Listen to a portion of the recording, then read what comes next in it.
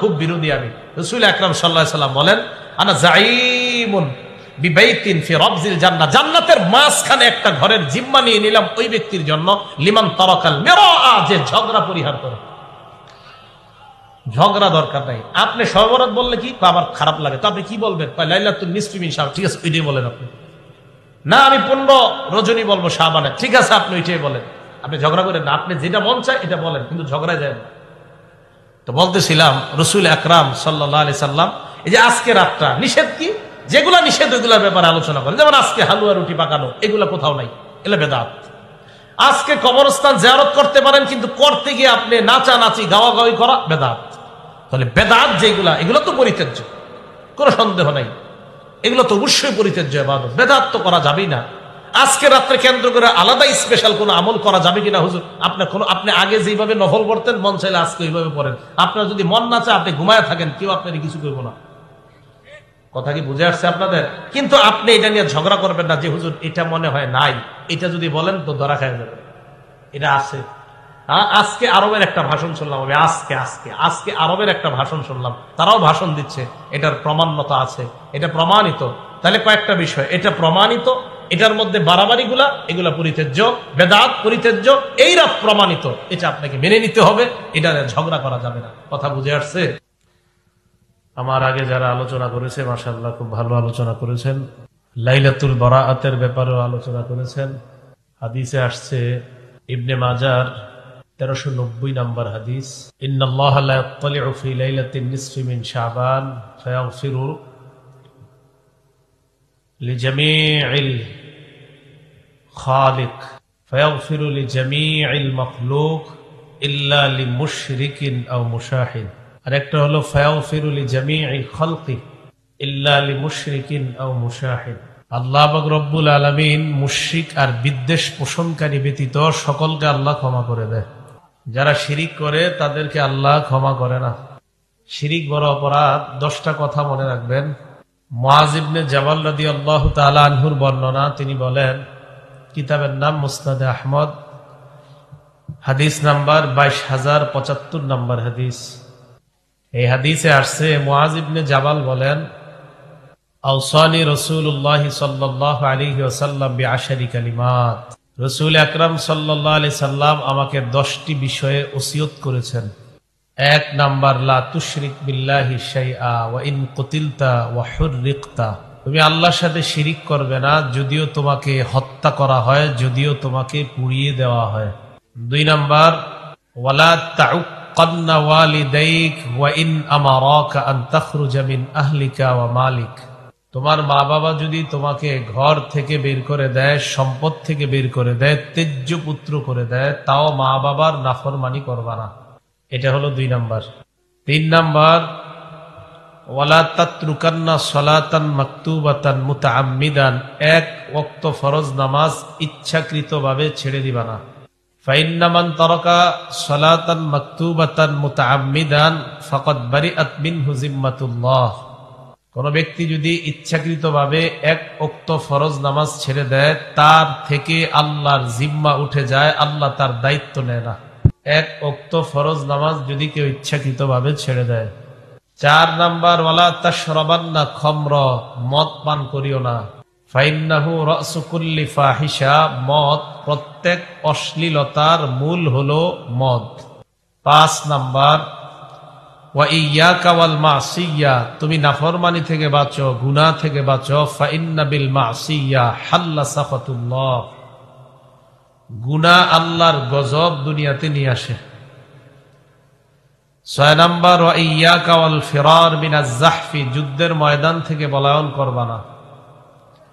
ওয়া ইন হালাকান নাস, যদিও সব মানুষ ধ্বংস হয়ে যায়, যুদ্ধের ময়দান থেকে, জিহাদের ময়দান থেকে পলায়ন করবা না। 7 নাম্বার, ওয়া ইযা আসাবান নাস মাউতুন, যদি মানুষ মহামারীতে আক্রান্ত হয়, ওয়া আনতা ফীহিম ফাসবুত, ওই মহামারী কবলিত এলাকায় যদি তুমি থাকো, সেখানেই থাকো, সেখান থেকে পালিয়ে অন্য কোথাও যেও না। 8 নাম্বার, ওয়া আনফিক আলা ইয়ালিকা মিন তাওলিক, তোমার সামর্থ্য অনুযায়ী পরিবারের উপর খরচ করো। 9 নাম্বার, ওয়ালা তারফা আনহুম আসাকা আদাবা, পরিবারের উপর দায়িত্ব, শিষ্টাচার, ভদ্রতা, শাসনের লাঠি উঠায়ও না। অভিভাবকের দায়িত্ব পরিবারের উপর শাসনের লাঠি রাখা। এই শাসনের লাঠি পরিবার থেকে উঠায়ও না। উঠিয়ে ফেললে বিবি সারাক্ষণ টেলিভিশন দেখবে, ছেলে মেয়েগুলা সারাক্ষণ নাফরমানি করবে যদি শাসনের লাঠি উঠিয়ে নাও। 10 নাম্বার, ওয়া আখিফহুম ফিল্লাহি আযজা ওয়াজাল, পরিবারকে আল্লাহর ব্যাপারে সব সময় ভয় দেখাও। মুআয ইবনে জাবাল বলেন, নবীজি আমাকে এই 10টা ওসিয়ত করেছেন। 1 নাম্বার, শিরিক করা যাবে না। শিরিক এটা বড় অপরাধ। আল্লাহর সাথে কাউকে শিরিক করা যাবে না, অংশীদারিত্ব সাব্যস্ত করা যাবে না। মুসলিম শরীফের 5018 নাম্বার হাদিস। এই হাদিসের মধ্যে রাসূল আকরাম সাল্লাল্লাহু আলাইহি সাল্লাম ইরশাদ করেন, লানাল্লাহ মান লানা ওয়ালিদা, কেউ যদি পিতামাতাকে অভিশাপ দেয় আল্লাহ তারে অভিশাপ দেয়। অনেক সন্তান পিতামাতারে কয়, আপনার মতো মা বাবা দরকার নেই আমার, আপনি আমার বাপ না হয়ে অন্য কিছু হইলে ভালো হইতো, এই শব্দ বলে। লানাল্লাহ, এই ছেলেরে আল্লাহ অভিশাপ দেয়। ওয়ালানাল্লাহু মান যাবাহা লিগাইরিল্লাহ, যে ব্যক্তি আল্লাহর নাম ছাড়া অন্য কারো নামে পশু জবাই করে তাকেও আল্লাহ অভিশাপ দেয়। গরু জবাই করে আল্লাহ ছাড়া অন্য কারো নামে, ছাগল জবাই করে আল্লাহ ছাড়া অন্য কারো নামে, মুরগি জবাই করে আল্লাহ ছাড়া অন্য কারো নামে, তাকেও আল্লাহ অভিশাপ দেয়। 3 নাম্বার, ওয়ালানাল্লাহু মান গায়্যারা মানারাল আরদ, যে ব্যক্তি অন্যের সম্পদ নিজের কবজায় নিয়ে খুঁটি গেড়ে ওই সম্পদ নিজের দখলদারিত্ব নিয়ে নেয়, সম্পদ নিজের কবজায় নিয়ে নেয়, আইনের মার বেঁচে ফেলিয়ে অন্য কোন মানুষের বৈধ সম্পদ অবৈধভাবে যদি আপনি দখল করে নেন, নবীজি বলেন লানাল্লাহ, এই যে আরেকজনের সম্পদ আপনি দখল করলেন আর 36 বার হজ করলেন, নবীজি বলেন লানাল্লাহ, ওই ব্যক্তির উপর 24 ঘন্টা আল্লাহর অভিশাপ। আরেকজনের সম্পদ আপনি হরণ করেছেন, হজ করছেন 36 বার, নামাজ পড়তে পড়তে কপালে দাগ ফালাইছেন 13টা, সম্পদ আরেকজনের আপনি ভোগ করতেছেন, লানাল্লাহ, আপনার উপর আল্লাহর অভিশাপ। এটা 3 নাম্বার। 4 নাম্বার, ওয়ালানাল্লাহু মান আওয়া মুহদিসা, কেউ কোন ব্যক্তি যদি কোন বেদাতিকে আশ্রয় দেয় ওই ব্যক্তির উপর আল্লাহ অভিশাপ দেয়। ইসলামের মধ্যে নতুন কিছু যদি কেউ বানায়, সওয়াবের নিয়তে ইবাদতের আশায় যদি ইসলামের মধ্যে নতুন কিছু কেউ বানায়, আর ওই ব্যক্তিকে যদি আপনাদের কেউ আশ্রয় দিয়ে দেয়, ওই ব্যক্তির উপর আল্লাহর অভিশাপ। বলেন নাউজুবিল্লাহ। তাহলে যে ব্যক্তি কোন বেদাতিকে আশ্রয় দেয় তাকেও আল্লাহ অভিশাপ দেয়। এই জন্য এর মধ্যে একটা জানলাম, আল্লাহ ছাড়া অন্য কারো নামে পশু জবাই করা এটা শিরিক, এটা করা যাবে না, এটা অন্যায়। আল্লাহ আমাদের সকলকে শিরিক করা থেকে বেঁচে থাকার তৌফিক দান করেন।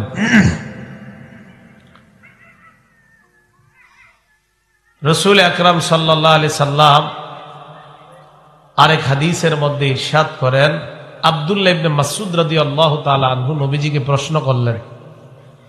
সহিহ বুখারী হাদিস নাম্বার 6861 নাম্বার হাদিস। আব্দুল্লাহ ইবনে মাসউদ রাদিয়াল্লাহু তাআলা আনহু নবীকে প্রশ্ন করলেন, সাআলতু রাসূলুল্লাহ সাল্লাল্লাহু আলাইহি ওয়াসাল্লাম, আইয়ু যামবি আকবারু ইনদাল্লাহি ইয়া রাসূলুল্লাহ, আমি আল্লাহর নবীকে প্রশ্ন করলাম আল্লাহর কাছে সবচেয়ে বড় অপরাধ কোনটা? নবীজি জবাব দিলেন, আন তাদউয়া লিল্লাহি ওয়া হুয়া খালাকাক, তুমি আল্লাহর সাথে অন্য কাউকে ডাকা। আরেক বর্ণনায় আনতা জাআলা লিল্লাহি নিদ্দান ওয়া হুয়া খালাকাক, এক বর্ণনায় আনতাদউ লিল্লাহি নিদ্দান, বুখারীর ৭৫২০ নম্বর হাদিসের বর্ণনায় আনতাজআলা লিল্লাহি নিদ্দান ওয়া হুয়া খালাকাক। আর এই বর্ণনা, এটা হলো বুখারীর ৬৮৬১ নম্বর হাদিসের বর্ণনা। এখানে আল্লাহ নবী বলেন আনতাদউ লিল্লাহি নিদ্দা, আল্লাহ তোমাকে বানাইছে, আল্লাহর সাথে কাউকে শিরিক করা এটা হলো সবচাইতে বড় অপরাধ। আমি প্রশ্ন করলাম এরপর কোনটা? আল্লাহ নবী জবাব দিলেন আনতাকতুলা ওয়ালাদাকা মাখাফা আইয়াতআমা মাআক, মাখাফাতা আইয়াতআমা মাআক। তোমার সন্তান তোমার প্লেটে অংশগ্রহণ করবে, তোমার সন্তান তোমার সাথে খাবে, টাকার অভাবে সন্তান হত্যা করা, টাকার অভাবে সন্তান হত্যা করে দেওয়া, এটা হলো সবচাইতে বড় অপরাধ। আমি প্রশ্ন করলাম এরপর কোনটা? নবী জবাব দিলেন আনতুজানি বিহালিলাতি জারিক, তুমি তোমার প্রতিবেশীর সাথে ব্যভিচারের মতো অপরাধে লিপ্ত হওয়া, এটা হলো সবচাইতে বড় ভয়ঙ্কর অপরাধ নাম্বার ৩। তাহলে হাদিসের মধ্যে জানলাম ১ নাম্বার বড় অপরাধ হলো আল্লাহর সাথে শিরিক করা। এই জন্য মনে রাখবেন, আল্লাহর সাথে যদি শিরিক করেন, কবরের মধ্যে যাইলেও আযাব শুরু, কিয়ামতের ময়দানেও আপনার ফয়সালা জাহান্নাম। বুখারীর বর্ণনা ২৬৫৩ নম্বর হাদিসে আল্লাহ নবী বলেন আল কাবাইর, সবচেয়ে বড় গুনাহ, কবিরা গুনাহ হলো আল ইশরাকু বিল্লাহ, আল্লাহর সাথে কাউকে শিরিক করা। এই হাদিসে ২ নম্বরে বলেন ওয়া উকুকুল ওয়ালিদাইন, পিতামাতার নাফরমানি করা। ৩ নম্বর এই হাদিসের মধ্যে নবী বলেন ওয়া কতলুন নাফসি, কাউকে অন্যায়ভাবে হত্যা করা। ৪ নম্বর ওয়াল ইয়ামিনুল গুমুস, মিথ্যা শপথ করা। ৫ নম্বর ওয়া শাহাদাতুজ জুর, মিথ্যা সাক্ষী দেওয়া। এগুলা সবচাইতে বড় অপরাধ। এর মধ্যে ১ নম্বরে বললেন আল ইশরাকু বিল্লাহ, আল্লাহর সাথে কাউকে শিরিক করা। এই জন্য আমার আপনার খুব বেশি টেনশন করা উচিত যে আমি আপনি যেন শিরিক মুক্ত ভাবে আমল নিয়ে কবরে যাইতে পারি। আল্লাহ তৌফিক দান করেন। সাহাবাদেরকে আল্লাহ নবী প্রশ্ন করলেন আতাদরুনা মাল মুফলিস, ও সাহাবারা তোমরা কি জানো দরিদ্র কাকে বলে, নিঃস্ব কাকে বলে? সাহাবারা বললেন মাল্লা মাতা আলাহু ওয়ালা দিরহাম, ইয়া রাসূলুল্লাহ, যার টাকা নাই, পয়সা নাই, স্বর্ণ রূপা নাই, তাকেই তো নিঃস্ব বলা হয়। নবীজি জবাব দিলেন আল মুফলিসু মিন উম্মতি, আমার উম্মতের মধ্যে সবচেয়ে নিঃস্ব ওই ব্যক্তি, ইয়াতি ইয়াউমাল কিয়ামাতি বিসলাতিন ওয়া সিয়ামিন ওয়া যাকাত, যেই বান্দা কিয়ামতের ময়দানে নামাজ নিয়ে, রোজা নিয়ে, যাকাতের পাহাড় নিয়ে আল্লাহর দরবারে যাবে। যাওয়ার পর তার সামনে অসংখ্য অগণিত মামলা দায়েরকারী আল্লাহর কাছে এসে বলবে আল্লাহ, এই ব্যক্তি আমার রক্তপাত ঘটাইছে, মাবুদ আমি এটার বিচার তোমার কাছে চাই। আরেকজন বলবে এই ব্যক্তি আমাকে অন্যায়ভাবে আঘাত করেছে, এটার বিচার তোমার কাছে চাই। আরেকজন বলবে আল্লাহ, দুনিয়ায় বড় ভালো মানুষ সেজেছে কিন্তু অন্যায়ভাবে আমার সম্পত্তি দখল করেছে, আমি তার বিচার চাই। আল্লাহ বলবেন তুমি তোমার নেক আমল থেকে তাদেরকে দিয়ে দাও। হাদিসের মধ্যে আসছে হাত্তা ইযা ফানিয়াত মিন হাসানাতিহি, তার নেক আমলগুলা দিতে দিতে শেষ হয়ে যায়। এবার অন্যান্য মামলা দায়েরকারীরা এসে বলবে আল্লাহ, আমরা তো এখনো বাকি, আমাদেরটা কোথায়? আল্লাহ বলবে দাও। ওই বান্দা বলবে আল্লাহ, আর তো নেক আমল নাই। এবার আল্লাহ বলবে তোমাদের গুনাহগুলা তাকে দিয়ে দাও। বলেন নাউজুবিল্লাহ। নিশ্চয় ব্যক্তি মানুষের উপর জুলুম করেছে, মিথ্যা কথা বলেছে, আঘাত করেছে, মানুষের উপর জুলুম নির্যাতনের মাত্রা বাড়াইছে। এই জন্য বলতেছিলাম আমল নিয়ে যাওয়া, শিরিক মুক্ত আমল আল্লাহ তৌফিক দান করেন। গুনাহ না করা, গুনাহ থেকে বেঁচে থাকতে হবে। সূরা লুকমানের 13 নম্বর আয়াতে আল্লাহ বলেন ওয়া ইজ ক্বালা লুকমানু লিবনিহি ওয়া হুয়া ইয়াইযুহু ইয়া বুনাইয়া লা তুশরিক বিল্লাহ। লোকমান হাকিম তার সন্তানকে বললেন ইয়া বুনাইয়া, হে আমার প্রিয় সন্তান, লা তুশরিক বিল্লাহ, আল্লাহর সাথে শিরিক করবা না। ইন্নাশ শিরকা লাযুলমুন আযীম, শিরিক সবচেয়ে বড় অপরাধ। সূরা মাইদার 72 নম্বর আয়াতে আল্লাহ বলেন ওয়া মান ইউশরিক বিল্লাহ, আল্লাহর সাথে যদি কেউ শিরিক করে, ফাকাদ হারামাল্লাহু আলাইহিল জান্নাহ, তার উপর আল্লাহ তার জান্নাত হারাম করে দেয়। বলেন নাউজুবিল্লাহ। ওয়া মাওয়াহুন নার, আল্লাহ বলেন তার ঠিকানা হলো জাহান্নাম। ওয়া মা লিয-যালিমিনা মিন আনসার, জালেমদের কোনো সাহায্যকারী কিয়ামতের ময়দানে থাকবে না। তাহলে যারা শিরিক করে তারাই হলো সবচেয়ে বড় জালেম। সূরা জুমারের 65 নম্বর আয়াতে আল্লাহ বলেন, হে নবী, ওয়ালাকাদ উহিয়া ইলাইকা ওয়া ইলাল্লাযীনা মিন ক্বাবলিক, আপনার কাছে এই ওহী এসেছে, আপনার পূর্বে যারা তাদের কাছে এই ওহী এসেছে। লা ইন আশরাকতা, আপনি যদি শিরিক করেন। আল্লাহ আমাদের নবীকে বলেন লা ইন আশরাকতা, আপনি যদি শিরিক করেন। আমাদের নবীকে আল্লাহ বলেন লা ইন আশরাকতা, আপনি যদি শিরিক করেন। লা ইয়াহবাতান্না আমালুকা, আপনার সব আমল বরবাদ হয়ে যাবে। নবীরে বলতেছে আপনি যদি শিরিক করেন আপনার সব আমল বরবাদ। ওয়ালা তাকুনান্না মিনাল খাসিরিন, আর আপনি ক্ষতিগ্রস্তদের অন্তর্ভুক্ত হয়ে যাবেন।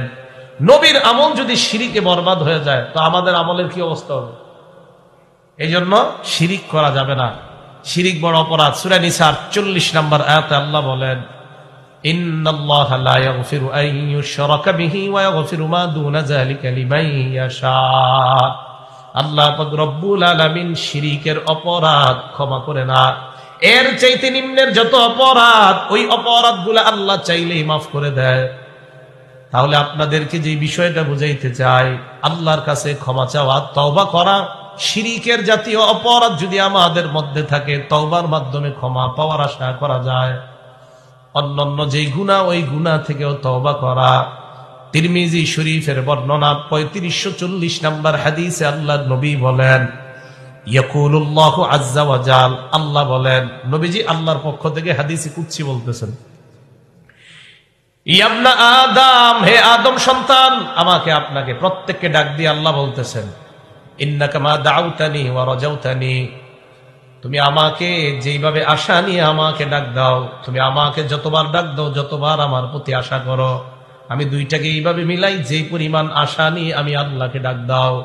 গফারতু লাকা, গফারতু লাকা, আমি আল্লাহ তোমার আশা অনুযায়ী তোমাকে মাফ করে দেই। লা উবালি, এই মাফ করার মধ্যে আমি আল্লাহ কোনো পরোয়া করি না।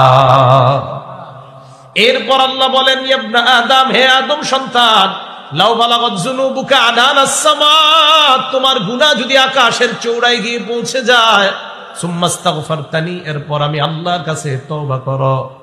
আমাদের গুনাহ আকাশের চূড়ায় গিয়ে পৌঁছে, প্রচুর গুনাহ। তো এই পরিমাণ গুনাহ যদি কারো থাকে, আল্লাহ বলেন সুম্মাস্তাগফারতানি, এরপর যদি আমার কাছে তওবা করো, আল্লাহ বলেন গফারতু লাকা ওয়ালা উবালি, ওই আকাশের চূড়া পরিমাণ গুনাহ মাফ করতেও আমি আল্লাহ পরোয়া করি না। তাহলে আকাশের চূড়া পরিমাণ গুনাহ, এই গুনাহ মাফ করতেও আল্লাহ পরোয়া করে না। মাফ চাইবো একমাত্র কার কাছে? ক্ষমা চাইবো একমাত্র কার কাছে? আল্লাহর কাছে ক্ষমা চাওয়া।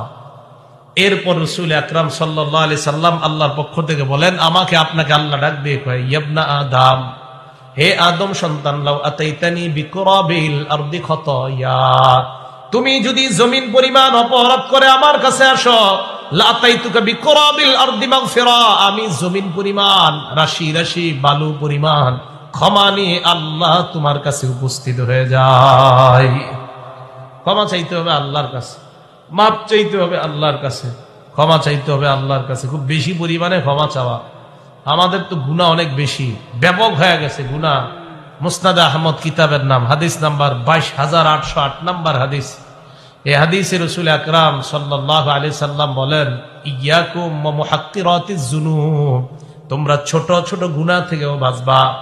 ফাইন্নামা মাসালু মুহাক্কিরাতিজ যুনুব কামাসালি কওমিন নাযালু বিবাতনি ওয়াদ, ছোট ছোট গুনাহের দৃষ্টান্ত হলো এমন একদল মানুষের মতো, যেই মানুষ বন জঙ্গলে গিয়েছে। যাওয়ার পর মনে করেন 20 জন আমরা সফরে গেলাম, যাওয়ার পর ক্ষুধা লাগছে, রুটি পাকানো প্রয়োজন, রুটি পাকাইতে গিয়ে দিই আমাদের লাকড়ি নাই। 20 জন পরামর্শ করলাম কি করা যায়, তাড়াতাড়ি রুটি পাকানোর প্রয়োজন। এবার 20 জন চিন্তা করে দেখলো 2-3 জনকে যদি লাকড়ির দায়িত্ব দেওয়া হয়, আনাটা বড় কষ্টকর। 20 জন গিয়া যদি 20টা লাকড়ি আনে, তাহলে একসাথে অনেক লাকড়ি উপস্থিত হয়ে যায়, ঠিক না? 20 জন যায়, যাওয়ার পর 20টা লাকড়ি উপস্থিত করে, অথবা যেই পরিমাণ লোক সফরের মধ্যে আছে সবাই একটা একটা করে লাকড়ি আনে। বলেন তো একটা একটা করে আনার পর লাকড়ির পরিমাণ কমবে না বাড়বে? নবীজি বলেন, তোমরা অপরাধ ছোট ছোট করতে করতে ওই লাকড়ির মতো একটা একটা করতে করতে যেমন স্তূপ তৈরি হয়ে যায়, তোমাদের ছোট গুনাহগুলা বাড়তে বাড়তে ওই গুনাহ এত পরিমাণ স্তূপ হয়ে যায়, এক পর্যায়ে ওই স্তূপ তোমাকে ধ্বংস করে দিবে। বলেন নাউজুবিল্লাহ। ছোট গুনাহ, এই গুনাহ আমাকে আপনাকে ধ্বংস করে দিবে। এত পরিমাণ গুনাহ আমাদেরকে ধ্বংস করে দিবে। মুসনাদে আহমদের হাদিস নাম্বার 26,638 নাম্বার হাদিস। এই হাদিসে রাসূল আকরাম সাল্লাল্লাহু আলাইহি সাল্লাম বলেন, ইজা যাহারাতিল মাআসি ফি কওমিন, গুনাহ যখন কোন এলাকার মধ্যে ব্যাপক হয়ে যায়, আম্মাহুমুল্লাহু বিআযাবিম মিন ইনদিহি, আল্লাহর পক্ষ থেকে আযাব ওই সম্প্রদায়কে ব্যাপকভাবে গ্রাস করে নেয়। গুনাহ এলাকায় ব্যাপক, আল্লাহর আযাব ব্যাপকভাবে সবাইকে গ্রাস করে নেয়। সাহাবারা প্রশ্ন করলেন, আমা ফীহিম সালিহুনা ইয়া রাসূলুল্লাহ, তাদের মাঝে কি কোনো নেককার মানুষ নাই? নবীজি জবাব দেয়, হ্যাঁ নেককার মানুষ তো আছে। তাহলে হুজুর, নেককারদের উপরে কি গজব আসবে? আপনাদের এলাকায় মোট 100 জন মানুষ, গুনাহ করে 40 জন, বাকি 60 জন ভালো মানুষ, অথবা গুনাহ করে 60 জন, বাকি 40 জন ভালো মানুষ। সাহাবারা প্রশ্ন করলেন, হুজুর ভালো মানুষদের কি অপরাধ? আল্লাহ নবী বললেন, ইউসিবুহুম মা আসাবান নাস, অপরাধীদের উপর যে গজব আসবে, ভালো মানুষের উপর ওই গজব আসবে। তারপর সুম্মা ইয়াসিরুনা ইলা মাগফিরাতিন মিনাল্লাহি ওয়া রিদওয়ান, এরপর ওই ভালো মানুষগুলা কিয়ামতের ময়দানে আল্লাহর ক্ষমা, আল্লাহর সন্তুষ্টি নিয়ে আল্লাহর জান্নাতের মেহমান হয়ে যাবে। ভালোরা, তাহলে ভালো খারাপ গজব আসলে সবাই পড়বে। দেখেন করোনা নামক গজবে ভালো মানুষও মারা গেছে, ভালো মানুষ মারা গেছে। করোনায় ভালো মানুষ মারা গেছে না? তো ভালো মানুষও মারা যাবে, খারাপ মানুষও মারা যাবে। তো ভালো মানুষগুলার ঠিকানা হয়ে যাবে যে কিয়ামতের ময়দানে আল্লাহ তাদেরকে আলাদা করে, তাদেরকে আল্লাহ জান্নাত দিয়ে দিবেন। অপরাধ থেকে বাঁচা, খুব বেশি অপরাধ হয়ে যাচ্ছে আমাদের। সূরা শুরা 30 নম্বর আয়াতে আল্লাহ বলেন, ওয়ামা আসাবাকুম মিন মুসিবাতিন ফাবিমা কাসাবাত আইদিকুম ওয়া ইয়াফু আন কাসীর, তোমাদের উপর যে বিপদ আপদ আপতিত হয়, যে বিপদ আপদ তোমাদের উপর আসে, সেইগুলা তোমাদের হাতের কামাই। ওয়া ইয়াফু আন কাসীর, আল্লাহ তো তোমাদের অনেক অপরাধ আল্লাহ মাফ করে দেয়, সবগুলা তো আল্লাহ ধরে না। তাহলে আমাদের উপর গজব আসে, এগুলা আমাদের হাতের কামাই। এই গজব থেকে আমাদেরকে বাঁচতে হবে। বুখারী শরীফের বর্ণনা 6308 নম্বর হাদিসে আল্লাহর নবীর সাহাবা আব্দুল্লাহ ইবনে মাসউদ বলেন, আমাদের মধ্যে যারা ঈমানদার, এই এলাকার মধ্যে একদল হলো ঈমানদার, আরেক দল হলো পাপাচার। ঈমানদার বান্দা যারা, তারা একটা গুনাহকে মনে করবে আমার মাথার উপর পাহাড়। বলেন কি মনে করবে? পাহাড়। ইন্নাল মুমিনা ইয়ারা যুনুবাহু কান্নাহু কাঈদুন তাহতা জাবাল, ঈমানদার মনে করবে আমার উপর একটা পাহাড়, আমি পাহাড়ের নিচে বসে আছি। ঈমানদার একটা গুনাহকে এমন মনে করবে, ইয়াখাফু আইয়াকা আলাই, ঈমানদার মনে করবে এই পাহাড় যেই কোনো সময় আমার উপর পড়তে পারে। ঈমানদারের কাছে একটা গুনাহ এমন মনে হবে, এই গুনাহটা ওই পাহাড় যেমন আমাকে ধ্বংস করে দিবে, এই গুনাহ আমার জীবনটা বরবাদ করে দিবে। একটা গুনাহকে মনে করবে পাহাড়ের মতো। ওয়া ইন্নাল ফাজিরা, পাপাচার বান্দা, ইয়ারা যুনুবাহু কাযুবাবিন মাররা আলা আনফিহি, পাপাচার বান্দা একটা গুনাহকে মনে করবে মাছির মতো, যে মাছি তার নাকের সামনে দিয়ে যায় আবার চলে আসে। তাহলে আজকে থেকে আমাদের মাঝে পার্থক্য হবে। এই জায়গাটা মন দিয়ে শোনেন। মোবাইল যারা আপনারা চালান, মোবাইলের মধ্যে নাটক সিনেমা দেখা যাদের কাছে কোনো ব্যাপার না, এর মানে তাদের কাছে ওই মাছি যেমন ব্যাপার না, এই গুনাহ তাদের কাছে কোনো ব্যাপার না। মোবাইলে নাটক সিনেমা দেখে, তো তার কাছে এটা কোনো ব্যাপার মনে হয় না। এই নাটক সিনেমা দেখাটা, এটা তার কাছে কোনো কি মনে হয় না, ব্যাপার মনে হয় না। কাযুবাব, একটা মাছির মতো, মাররা আলা আনফিহি, যে মাছিটা তার নাকের সামনে দিয়ে যায় আবার চলে আসে, সেইটাকে কিছু মনে করে না। তো একজন পাপাচার বান্দা সেই গুনাহটাকে এমন মনে করবে যে এটা একটা ব্যাপার না, গুনাহ করা। তাই মোবাইলে যাদের গুনাহ আছে, এই গুনাহ আর করেন না। গুনাহ করবেন তো আপনার জীবনটা ধ্বংস হয়ে যাবে। এজন্য আল্লাহ গুনাহ থেকে আমাদেরকে বেঁচে থাকার তৌফিক দান করেন। গুনাহ করা যাবে না। বুখারী শরীফের বর্ণনা ৮০ নম্বর হাদিস, ক্বালা রাসূলুল্লাহ সাল্লাল্লাহু আলাইহি ওয়াসাল্লাম, আল্লাহ নবী বলেন, ইন্না মিন আশরাতিস সাআ, কিয়ামতের অনেকগুলো আলামতের মধ্যে কিছু আলামত হলো এই। ১ নাম্বার, আইয়ুরফাআল ইলমু, কোরআন সুন্নাহর বিদ্যা আকাশে উঠিয়ে নেওয়া হবে। ২ নাম্বার, ওয়ায়াসবুতাল জাহলু, মূর্খতা সমাজের মধ্যে ছড়ায়া পড়বে। মূর্খতা এত ব্যাপকভাবে ছড়ায়া পড়বে, আপনারা আর খুঁজে আলেম দাওয়াত দেওয়ার মতো লোক পাইবেন না। তখন মূর্খরে দাওয়াত দিয়া মিম্বরের মধ্যে বসায়া দিবেন। হ্যাঁ, এমন সময় আসবে। এই কথা বললে আপনাদের মাঝে অনেক কয়, হুজুরে হিংসা। আমার মধ্যে হিংসা না। যদি এই কথা বললে হিংসা হয় তো নবীজির আপনি বলছেন, নবীজি হাদিস বলছে, তো নবীজির ভিতরে হিংসা? নাউজুবিল্লাহ, তো সবাই কর নাই।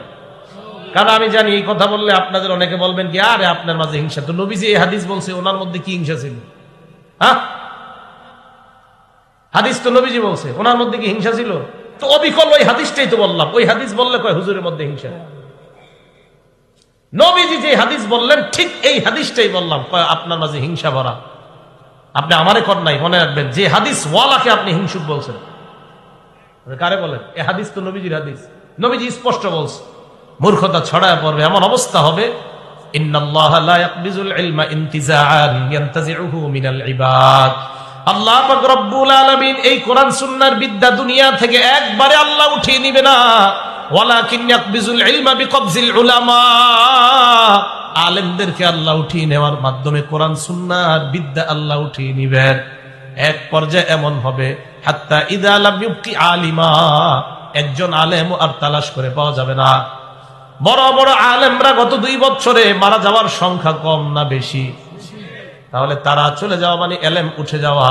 আল্লাহ নবী কয়, মানুষ যখন আলেম পাবে না, ইত্তাখাযাত নাস রুউসান জুহালা, মানুষ জাহেলদেরকে তাদের ধর্মীয় নেতা বানাবে। কাকে? জাহেলকে নেতা বানায় এই জায়গায় বসাবে। বসানোর পর ফাস্তাফতাও, জাহেলকে লিখিত ফতোয়া জিজ্ঞাসা করবে।